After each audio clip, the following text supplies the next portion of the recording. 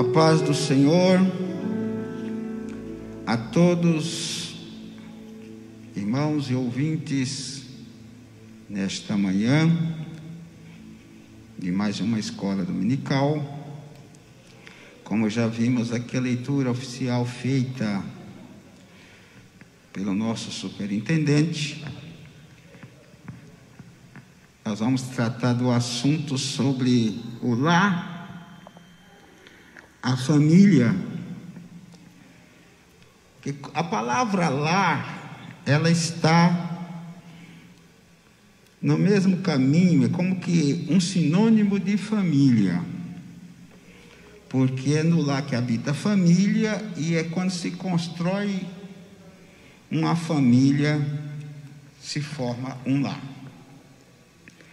Teria muita coisa a ser dita aqui dentro desse material, mas eu quero me deter um pouco dentro da lição que você tem em sua casa, das lições que os irmãos têm.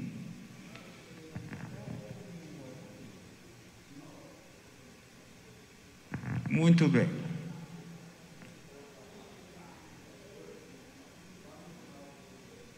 Na introdução da sua lição está escrito assim: os árduos problemas da sociedade moderna mantêm uma íntima relação com os problemas que se vivem no seio do lar. O Espírito Santo usou o apóstolo Paulo para escrever sobre isto. Ora, o Espírito afirma expressamente: nos últimos tempos, alguns apostatarão da fé, por obedecerem a espíritos enganosos e a ensinos de demônios, conforme está lá em 1 Timóteo 4:1 e 2 Timóteo 3:1. Sabe, porém, isto: nos últimos dias virão tempos difíceis. Estamos em tempos difíceis, e já faz alguns anos que a família está envolvida nesses tempos difíceis. A família é a primeira instituição de Deus na terra. Deus fez a família e a abençoou e mandou que multiplicasse. Nós temos aqui dizendo que a família é um projeto de Deus.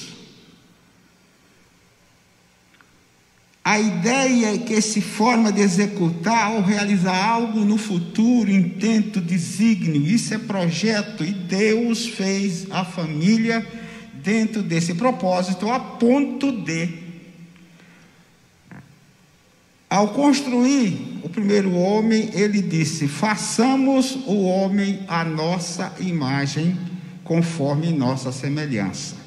Então é algo tão extraordinário e tão profundo que a minha mente não alcança. E depois, quando Deus viu o homem só, disse: não é bom que ele esteja só, criou a mulher, e aí partiu, começou, deu início à família. Vamos definir então o que é família. Família são pessoas aparentadas que vivem em geral na mesma casa, particularmente o pai, a mãe e os filhos. Pessoas unidas por parentesco, pelo sangue ou por aliança, descendência, linhagem, estirpe, procedência.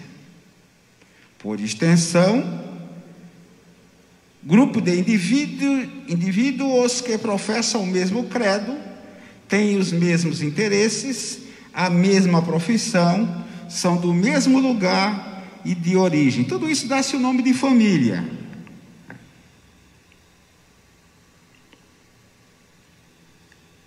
A sociologia define como a comunidade constituída por um homem e uma mulher, unidos por laço matrimonial e pelos filhos nascidos desta união. A unidade espiritual constituída pelas gerações descendentes de um mesmo tronco é fundada na consanguinidade. Um grupo formado por indivíduos que são ou se consideram consanguíneos uns dos outros. Também até os estranhos admitidos por adoção passa a ser uma família. E com a constituição da família, se constitui o lar, como já dissemos antes. Então, quando eu falar de família ou lar, eu estou falando da mesma coisa.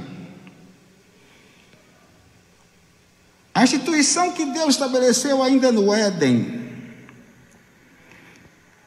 o lar é a instituição que Deus estabeleceu ainda no Éden, que ajuntou duas pessoas em maneiras específicas para ser uma unidade, é que chamamos de família. Então está aqui na sua lição, no comentário, definição de lar. Temos aqui, no sentido da palavra, o lar do latim lare tem como sinônimo casa, domicílio, edifício, habitação, moradia, residência, teto. No sentido figurado, é o torrão natal, a pátria, a casa, a habitação, a família.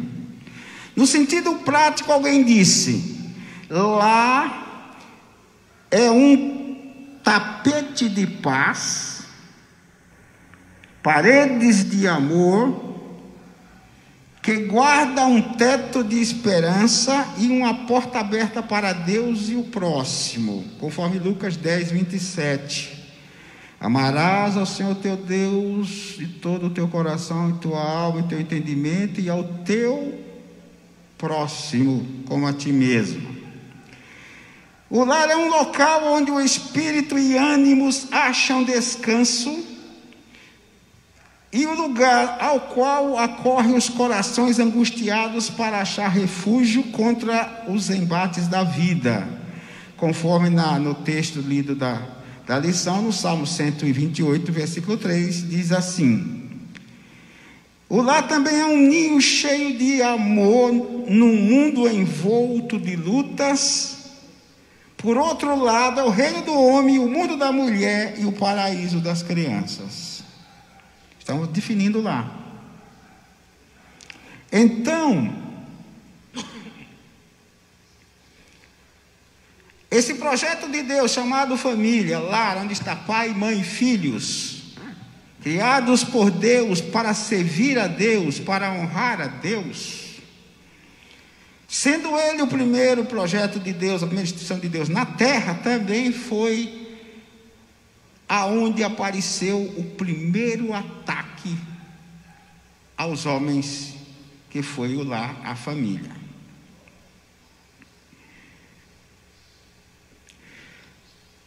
Vamos para a página 4, se você está acompanhando com sua lição em casa. A sociologia diz que o lar é uma comunidade constituída por um homem e uma mulher unidos por laço matrimonial e pelos filhos nascidos dessa união. A palavra de Deus diz que herança do Senhor são os filhos, o fruto do ventre e o seu galardão. Parece simples, mas vamos analisar a palavra. Isso aqui, quando nós estamos em palestras com muito tempo, de dias, então a gente esmiuça bastante. Que às vezes a gente lê uma frase e dentro daquela frase tem uma palavra que é a ênfase. Comunidade constituída por um homem e uma mulher. O lar é isso. Deus fez assim. Unidos por laço matrimonial e pelos filhos nascidos dessa união. Veja que fora disto aqui não está compatível, nem há como se compatibilizar, nem espiritual, nem moral e nem biologicamente.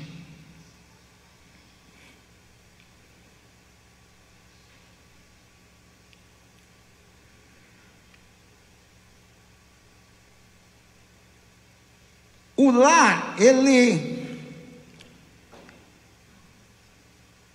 é formado por pais, filhos, pessoas do mesmo sangue e uma linhagem. É a célula mãe da sociedade. Sem lar, sem família, não haverá sociedade organizada. E não havendo sociedade organizada, não haverá igreja. Por isso que o inimigo de Deus e dos homens atacou primeiro lá. Porque se ele pensou, se eu desmanchar essa união que Deus fez, eu desorganizo. E só não está totalmente desorganizada porque Deus é Deus. Porque Jesus veio aqui para mudar isto. Porque o Espírito Santo está aqui para conservar a mudança que Jesus fez. Mas que está muito atacada está, como Paulo já escreveu nos seus dias, tempos difíceis. E lá ele dá uma lista de coisas que tornam esses tempos difíceis. Para quem pretende estabelecer um lar, aqui seria uma palavra rápida para os jovens. Os jovens que desejam constituir um lar não devem unir impulsivamente seu destino, sem antes haver um namoro salutar, um noivado ajustado, para saberem se poderão conviver felizes e harmoniosamente. Porque lá em Amós está escrito: andarão dois juntos se não houver entre eles acordo? E Jesus falou, e Mateus escreveu no capítulo 18, versículo 20, que onde estiver 2 ou 3 reunidos no meu nome, Jesus falando, eu estarei aí no meio deles. Então o lar começa com 2 e deve ser feito em nome dele. Aí ele vai estar junto. Se 2 pessoas se reunirem em nome do Senhor, ele promete estar no meio deles. Paulo também orienta de forma clara e contundente sobre isso em 2 Coríntios 6, 14 a 16. O casamento é um passo suficientemente sério para justificar os melhores preparativos na combinação de 2 corações que se entendam para viver juntos o resto da vida. Dá para ter uma ideia da importância disso? Quantos podem estar me ouvindo e sabem como que está a situação? E às vezes o seu lar está na bancarrota, quem sabe por uma teia de aranha. Um modo de falar, por algo insignificante. Teria que ter um tempo maior para explicar detalhes. E aqui quando fala para toda a vida, tem a referência em Provérbios 5,18. Ninguém pode entrar bruscamente no matrimônio e pretender ser feliz sem o prévio conhecimento mútuo das personalidades que só um bom noivado pode oferecer, conforme Provérbios 18, 22, que diz que quem acha uma mulher achou uma coisa boa e alcançou o benefício do Senhor. Então diz aqui que ninguém pode entrar bruscamente em um matrimônio prévio sem conhecimento das personalidades. Personalidade é aquilo que caracteriza cada pessoa. Nesse mais de 7 bilhões de pessoas no mundo, cada uma é uma. Haja vista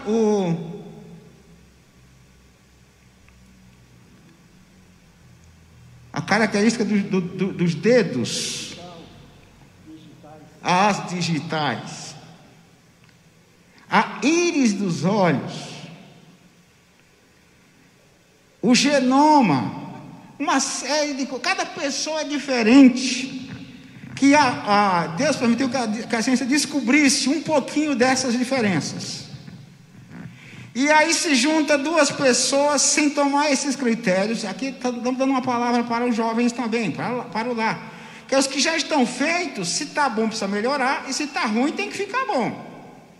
Mas os que não foram feitos ainda, por que não fazer com uma base sólida? Então,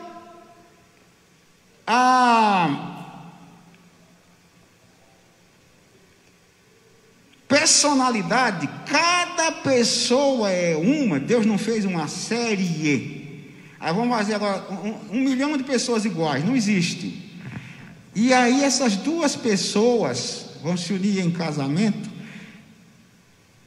e personalidade não se muda, porque o ser humano, ele tem uma série de coisas que envolvem esse negócio chamado de humano. Inclusive um dos maiores privilégios do ser humano é a fala,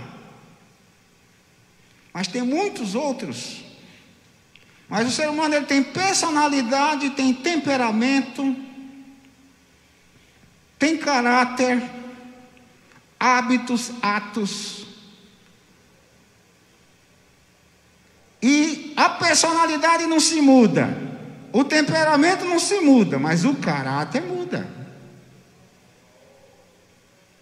Os hábitos mudam, os atos mudam. Então o que você precisa fazer dentro do conselho bíblico aqui é procurar conhecer as personalidades, tanto que o maior problema das pessoas dentro da vida do lar é que todos querem ter razão, todos querem ganhar. E não há ganho para todos, alguém tem que abrir mão de alguma coisa. É aí onde tem que trabalhar as personalidades e os temperamentos. Para você, jovem, veja isso no namoro, no noivado. Não se lance ao mar sem a boia. Então diz aqui, depois de iniciada a vida conjugal, é quase certo que virão os filhos, conforme Salmo 127, versículo 3. E se os pais, antes de serem esposos, não se conhecerem e não conseguirem harmonizar com amor suas personalidades, que espécie de ambiente poderão oferecer para os seus filhos? É lição sobre família. Uma lição que trata o lado prático da vida. É uma lição que leva você a refletir a situação da sua família e a situação em que sua família está inserida no mundo atual, que é feroz, é complicado. Eu, como pai e avô, eu tenho muita preocupação com os meus filhos e netos, dentro dessa sociedade que já chamam de pós-moderna. Mas a palavra de Deus, ela é a mesma para todos os tempos, sempre visando o bem do homem entre os homens e do homem para com Deus. Na sua lição temos aí o número 5, que diz a boa escolha. Tem pessoas que, por ser crente, por ser evangélico, por ser pentecostal, ele acha que Deus fez uma Eva para ele. E não é assim. Porque a Eva que Deus fez para Adão, depois que ele deu ouvido a ela, deu no que deu. Está escrito na sua Bíblia. Mas hoje não é assim. Deus fez o homem com livre arbítrio, então ele pode escolher, e a mulher também. Então precisa escolher com quem casar, desde que seja no Senhor, que é o conselho bíblico. Precisa escolher sim. e fazer uma boa escolha. E quem pode melhor te ajudar é Deus, é Jesus e o Espírito Santo. Sobre isso aqui há uma série de coisas que são particularidades que a pessoa teria que observar, mas não, precisa de um assunto, um tempo maior. A escolha que se refere ao diálogo, que deve ser mantido franco e aberto, com respeito mútuo, com o coração e temor do Senhor. O galardão do humilde é o temor do Senhor, e o temor do Senhor são as riquezas e honra. Então, humildade, temor é uma coisa que eu vejo faltando muito hoje no meio dos evangélicos. Existem dois tipos de temor: tem o temor medo e o temor respeito. Deus quer o temor respeito. E Adão, quando pecou, ele teve temor medo. Veja o que o pecado faz. Quando Deus chamou ele se escondeu. E por que você se escondeu? Porque eu ouvi tua voz e tive medo. A voz que ele era acostumado a ouvir, ter prazer, agora ele teve medo, porque o pecado faz isso. Então aqui diz: temor do Senhor.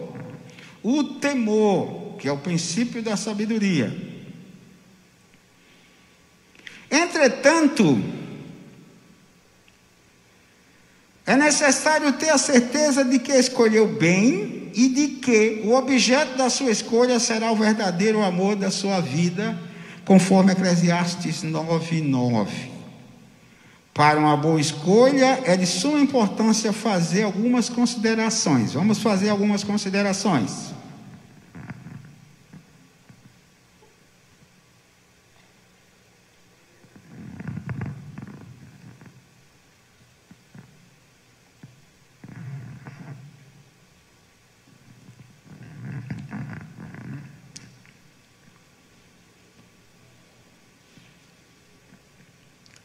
Pode considerar as questões capazes de provocar controvérsia sem entrar numa disputa acirrada. Efésios 4:31 aconselha como fazer isso. As emoções são estáveis. Um dos maiores problemas do ser humano, estou falando isso depois que pecou, porque Deus fez o homem perfeito, em relativa perfeição. Pois pecou, as coisas mudaram. Mas uma das coisas, dos maiores problemas no mundo, e no lá não é diferente, são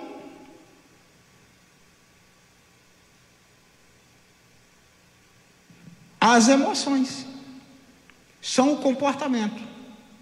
Quantas coisas são início de intriga, de briga, de confusão, às vezes nos meios políticos, na geopolítica, até de guerra, por causa de temperamentos, por causa de comportamento, que estão ligados às emoções.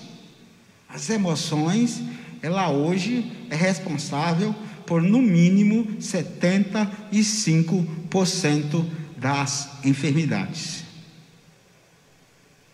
Porque as emoções mexem com o intelecto, o psíquico.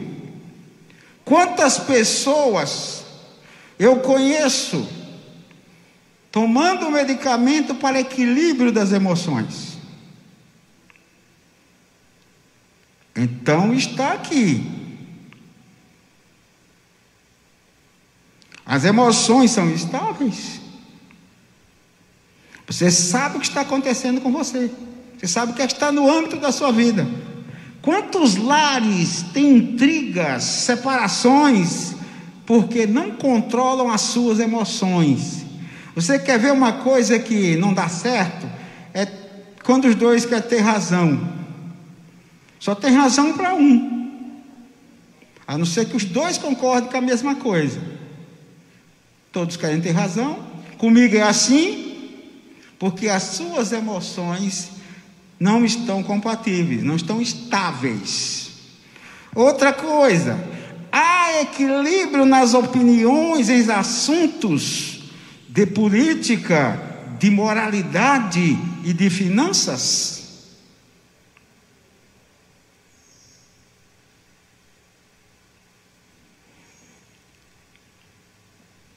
Na política, quantas famílias se separam, brigam.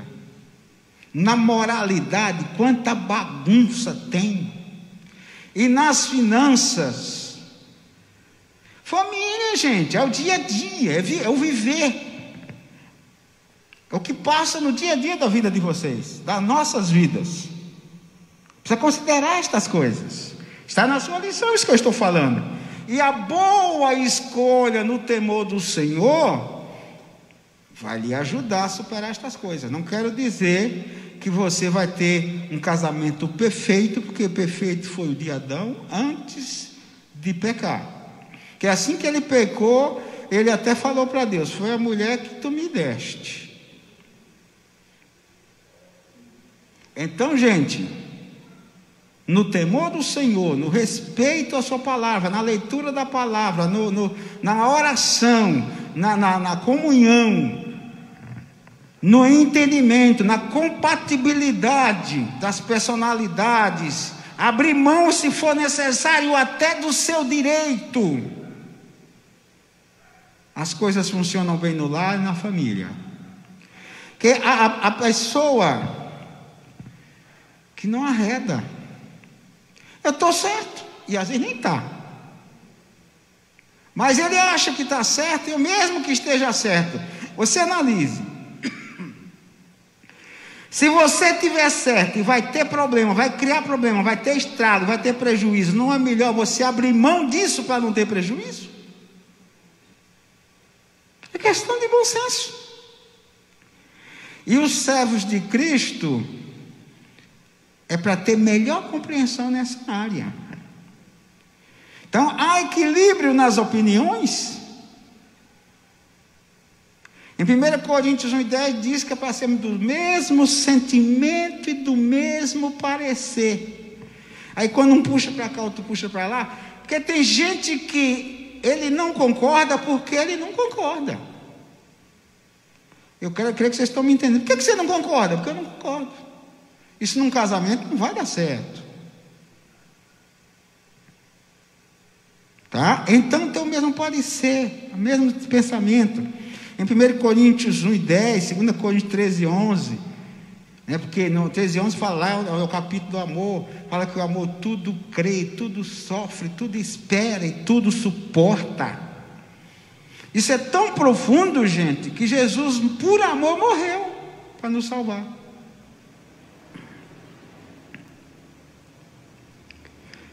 Pode receber conselhos com boa vontade. Tem gente que diz que se conselho fosse bom, se vendia, não se dava.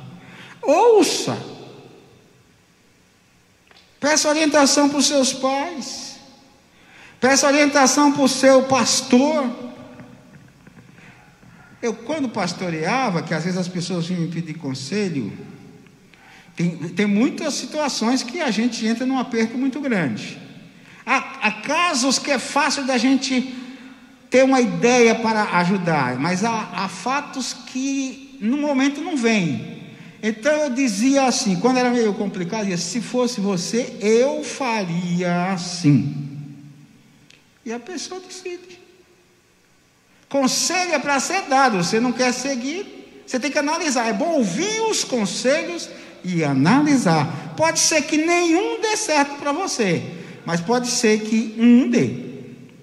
Então, receber conselhos de boa vontade. Manifesta carinho para com os demais membros de sua família, conforme está lá em 1 Timóteo 5,8, que diz que quem não cuida dos seus negou a fé e é pior do que o infiel. Meio forte essa lição, né, irmão Shiroff? Quem não cuida dos seus, Paulo escreve assim: manifesta carinho para com os demais membros da família. Tem pessoas que tratam melhor os de fora que os de casa. Eu conheço gente assim. que com os de casa é no grito, e com os de fora, pois não, que deseja. Vamos pensar um pouquinho, gente, dá para melhorar. Já tem problemas demais lá fora. O lar é para ser o nosso escudo, nosso esconderijo pacífico, porque é onde foi Deus que criou e Deus quer morar nele, Deus quer estar ali.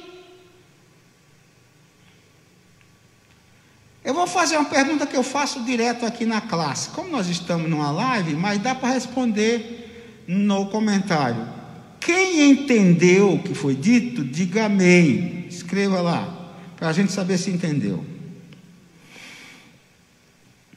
Tem sentimentos religiosos e práticas, e pratica a mesma religião? Casamento misto, só Deus para dar vitória. Existe amor sincero apesar dos defeitos? Tudo isso faz parte da chamada boa escolha. É que infelizmente o jovem, com raríssimas exceções, quando fica namorado, não vê, diz que o amor é cego, o amor não vê defeito. O caso de Sansão, por exemplo. Sansão, um juiz em Israel, e chegou um ponto que os pais reprovou a atitude dele, e meu filho, ele não achou no seu país uma jovem para ele casar, foi casar com uma estrangeira, que era contra o seu povo. Só que ele disse aos seus pais: essa agradou os meus olhos. E foi, no final terminou sem os olhos. Então, é uma pergunta, são perguntas feitas, são 7, com respeito à boa escolha. Se estas considerações são afirmativas, torna-se evidente que existem qualidades favoráveis para alcançar a adaptação satisfatória de um lar, onde pais e filhos vivem dentro dos propósitos para os quais Deus o constituiu. A felicidade da família é glorificação do nome do Senhor, conforme o Salmo, que está tudo baseado no Salmo da lição de hoje, da leitura oficial. Então, meus irmãos, meus amigos e ouvintes, faremos mais umas considerações e logo estaremos também indo para a conclusão.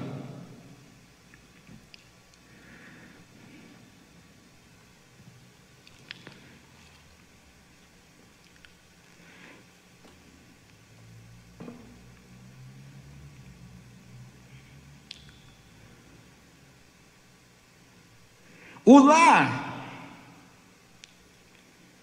que é o ambiente que a família vive, lar e família, tem suma importância na vida humana, pois é o berço de costumes, hábitos, caráter, crenças e morais de cada ser humano, seja no contexto mundial, nacional, municipal ou familiar. O lar é o berço. Por isso que o grande inimigo de Deus e dos homens tem procurado atacar na raiz. Quando falam em educação, que é muito comentada, o que é educação? Tem gente que pensa que a escola dá educação. No meu entendimento, não. Eu conheço pessoas que passou em muitos bancos de escolas, até nos altos níveis, graduados e pós-graduados, e continuam sendo mal educados. A escola dá conhecimento. A educação começa no berço. E ninguém melhor, no ponto de vista de Deus, que eu concordo, claro, pode educar melhor do que o lar, os pais.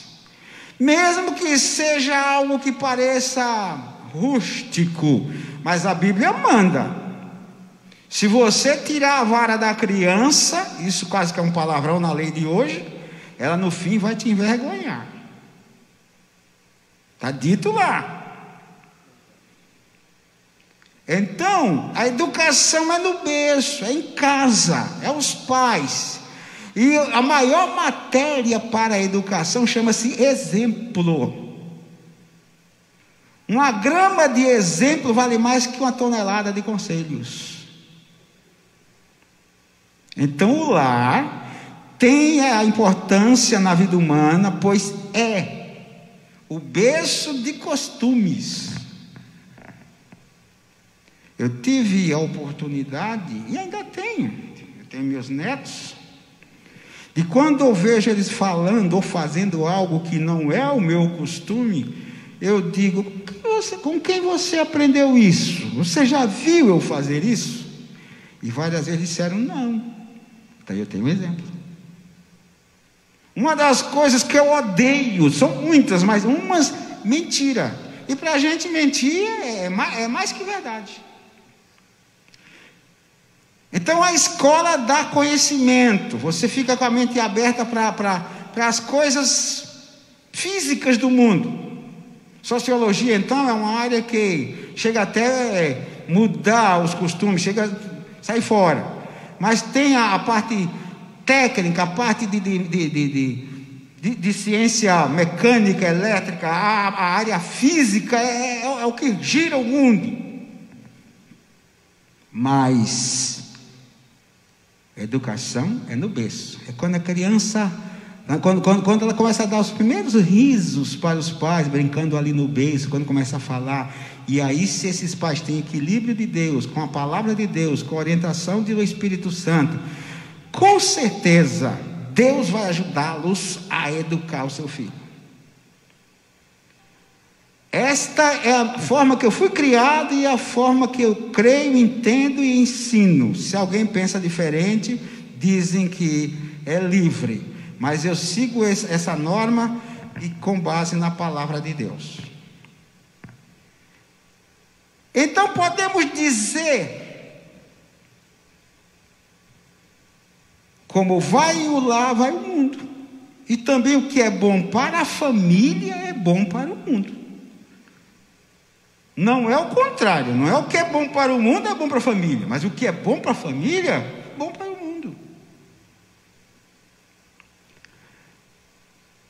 Aprender que a Bíblia ensina sobre o assunto do lar é uma garantia que atingiremos o alvo ao qual Deus tem para nós na relação de família.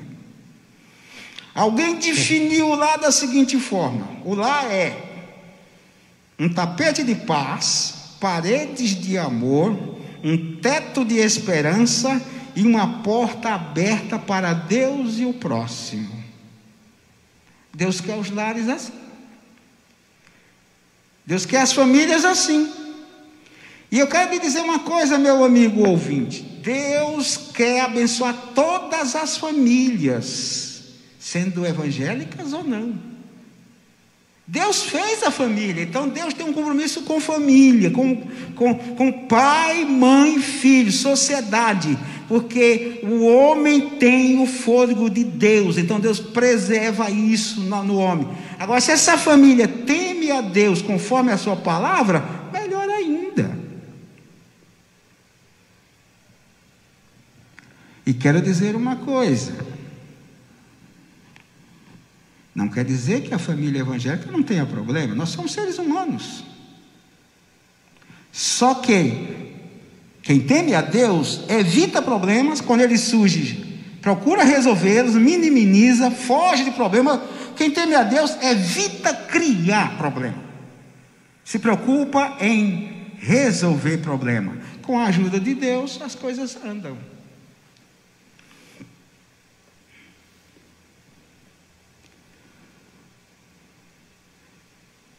O lar é um local onde o espírito e ânimos acham descanso e o lugar ao qual ocorrem os corações angustiados para achar refúgio contra os embates da vida. É no lar, é na casa. Vocês vêm lá de fora, vêm do mundo, vêm do trabalho, vêm da escola com a cabeça cheia de problemas. É no lar, quando você chega no seu cantinho, é o lugar de você se apoiar. É um ninho cheio de amor num mundo envolto em lutas. É o reino do homem, o mundo da mulher e o paraíso das crianças.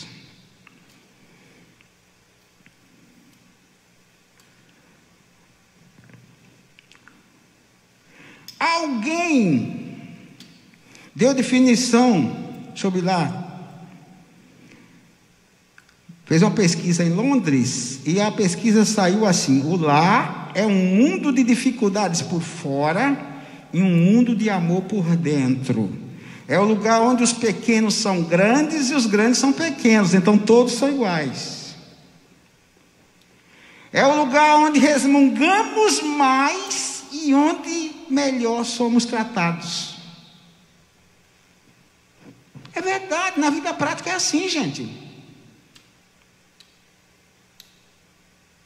O que se reclama dentro de casa e é onde somos melhor tratados. Isso é lá, isso é família, é o que Deus quer para nós. É o lugar onde nosso estômago recebe 3 refeições diárias e o nosso coração recebe 1000 refeições. É o único lugar da terra onde as faltas e os fracassos ficam ocultos sob o manto suave do amor. Todos podemos ter um lar assim. Por que não começar hoje?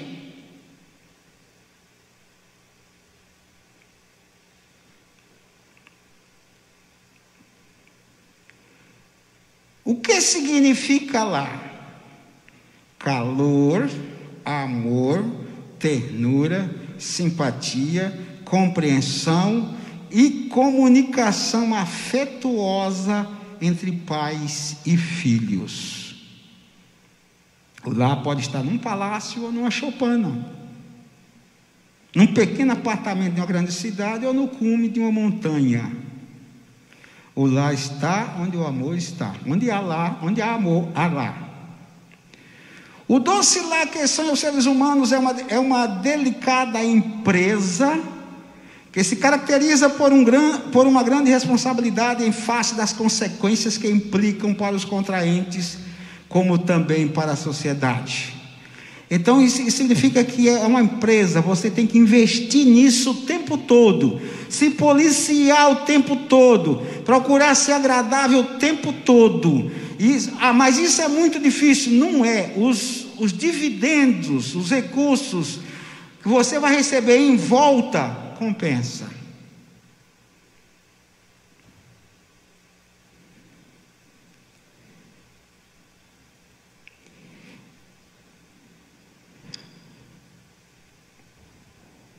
Vamos já estar perto das nossas considerações finais.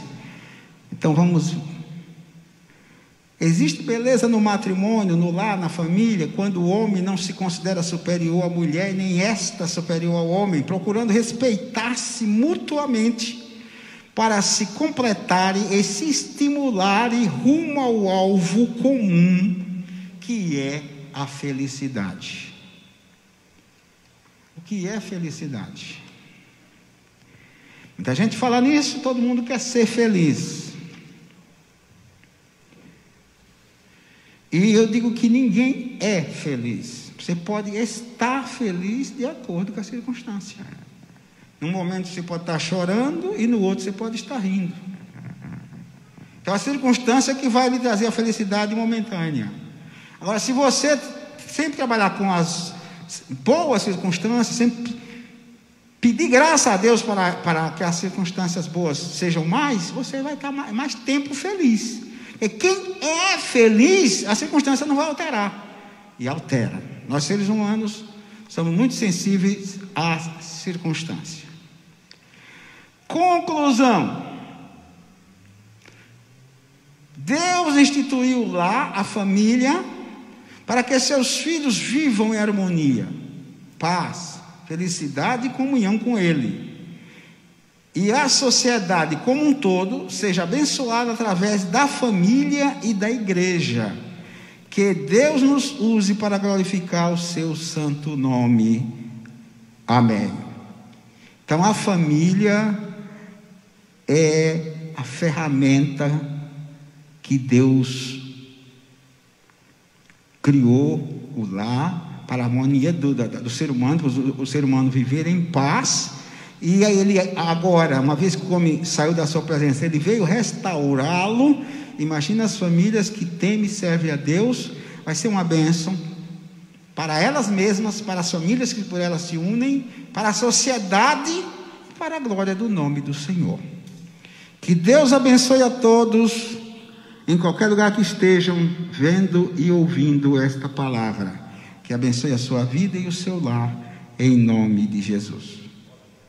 Pai, em nome de Jesus, nós queremos te agradecer nesta oportunidade, por esta reunião, Senhor, por esta live aqui, esta palavra ministrada, para que, Senhor, as tuas mãos continuem sendo estendidas, tuas mãos abençoadoras, sobre todos os lares, todas as famílias, ao redor do mundo, Senhor, em Israel, no Brasil, na América do Norte, na Ásia, na África, na Europa, em todos os cantos da terra onde estiver a família, que a tua bênção esteja sobre elas, e sobre especialmente a tua igreja, o teu povo, os teus filhos. Pai, tenha misericórdia de nós, nos ajude, repreenda a opressão do maligno que quer destruir os valores familiares. Que o teu Espírito Santo nos abençoe, Senhor, e nos dê graça, nos oriente para fazermos o melhor para ti, para que as famílias, Senhor, sejam a bênção nas tuas mãos, para a glória do teu nome, Senhor, para a glória do nome de Jesus e para a felicidade do teu povo, em nome de Jesus. Amém.